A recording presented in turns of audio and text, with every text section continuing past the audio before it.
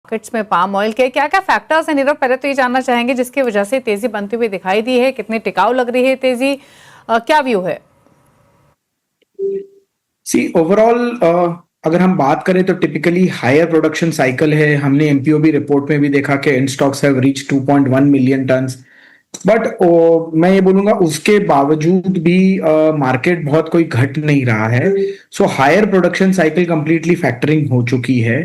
अब सिचुएशन ये बनी हुई है कि biodiesel policy of Indonesia, biodiesel policy of US, ये सब ने 2026 को बहुत सपोर्टिव एंड बुलिश बना रखा है।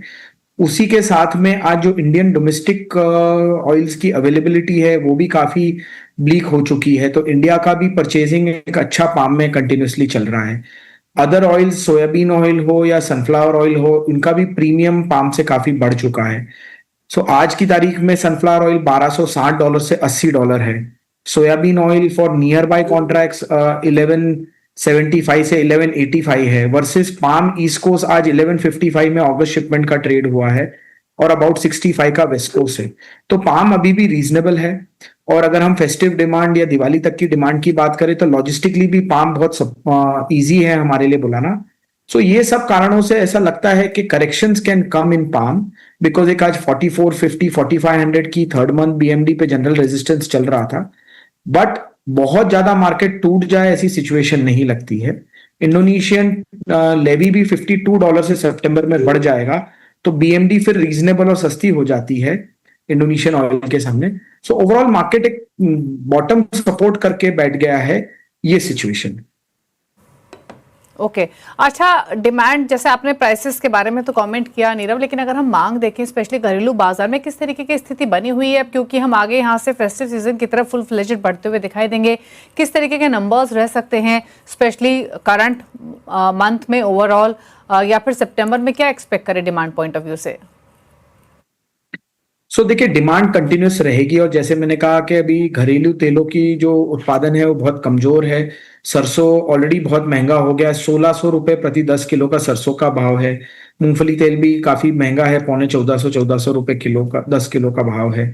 उसके सामने आज हम अगर सोया रिफाइंड या पामोलिन देखते हैं तो स्टिल ये 1200 रुपीज पर 10 केजी के प्राइस रेंज में है। इसलिए मेजर फोकस कंज्यूमर्स का ये इंपोर्टेड ऑयल्स पे है, इसीलिए हमारा इंपोर्ट भी अच्छा रहेगा। करंट मंथ अगस्त में 16.5 लाख टन का इंपोर्ट आता हुआ दिख रहा है।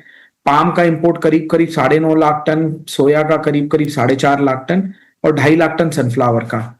नेक्स्ट मंथ में ऐसा लगता है कि करीब करीब यही 15-16 लाख टन का इंपोर्ट रहेगा और मेजर पाम का ही इंपोर्ट रहेगा, क्योंकि फिलर ऑयल आज की तारीख में हमारे पास यही है। सनफ्लावर भी एक्सपेंसिव है और डोमेस्टिक ऑयल्स भी एक्सपेंसिव है, तो पाम एंड सोया के कॉम्बिनेशन में रहता है। बट सोया में क्योंकि लॉजिस्टिकली साउथ अमेरिका से तेल लाने में एक 45 to 50 डेज का लॉजिस्टिक डिफरेंस है और यहाँ पे अबाउट 15 to 30 डेज के बीच में कार्गो हम मंगा सकते हैं। तो पूरा फोकस पाम पे ही अभी डिमांड का भी रहेगा। ओके अच्छा, एक चीज और, जैसे आपने कहा कि ओवरऑल प्रोडक्शन जिस तरीके की है, अवेलेबिलिटी जिस तरीके की है, फिर कितना परसेंटेज, मतलब जिस तरीके की डिमांड आप ओवरऑल एंटिसिपेट कर रहे हैं, जिस तरीके की सप्लाईज रह सकती हैं, क्या मान के चले कितना सर्ज हम देख सकते हैं इंपोर्ट्स में? और इनफैक्ट अगर हम रीसेंट रिपोर्ट्स की ही बात करें तो रिपोर्ट्स इस तरीके भी थी कि जो सोया ऑयल के इंपोर्ट्स है वो ऑलरेडी रिकॉर्ड हाइस पर सो फार देखने को मिला है जुलाई में। हालांकि ओवरऑल नंबर्स उतने एक्साइटिंग नहीं थे, बट कितना परसेंटेज इंक्रीज हम एक्सपेक्ट करें यहाँ से आगे जाते हुए अलग अलग ऑयल्स में? नहीं देखिए, ओवरऑल ये जो 15.5 से 16.5 लाख टन या मोटा मोटी के ये 15 से 17 लाख टन का इंपोर्ट हमें लगता रहेगा till the new oil seed crops का ऑयल हमें क्रशिंग से मिलने लगे, जो कि नवंबर मंथ है।